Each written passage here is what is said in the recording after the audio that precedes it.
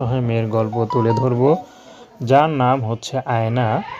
আয়নার বিয়ে হয়েছিল, কিন্তু ২ মাসের মধ্যে আয়নার ডিভোর্স হয়ে যায়। কারণ বিয়ের পর দেখে স্বামী পরকীয়ায় লিপ্ত।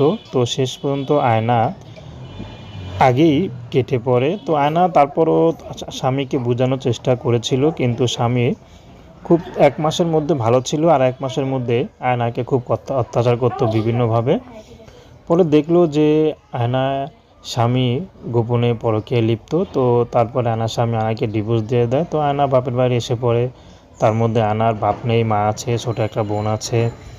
তো আয়না এখন ইউটিউবে এসেছে ভালো একটা জীবনসঙ্গীর আশায়। যেহেতু আয়নার বাচ্চা-কাচ্চা হয়নি, তার কোনো পিছুটান নেই। তো আয়না চাচ্ছে শুধু আয়না যে দায়িত্ব নেবে সে মানুষটি যেমনই হোক না কেন। যেহেতু একবার বিয়ে হয়েছিল, এখন তো আর অবিবাহিত ছেলেরা বিয়ে করবে না। যদিও করে সেটা হলো ভাগ্য। তো তার মধ্যে আয়নার একটি কথা, যদি অবিবাহিত ছেলে বিয়ে করে তাহলে তো এটা ভালোই হয়, আর যদি না করে, কারণ সব কিছু জেনে তো আর অবিবাহিত ছেলেরা বিয়ে করতে চায়। কোনো বিবাহিত বা কোনো বয়স্ক পুরুষ যদি আয়নাকে বিয়ে শাদী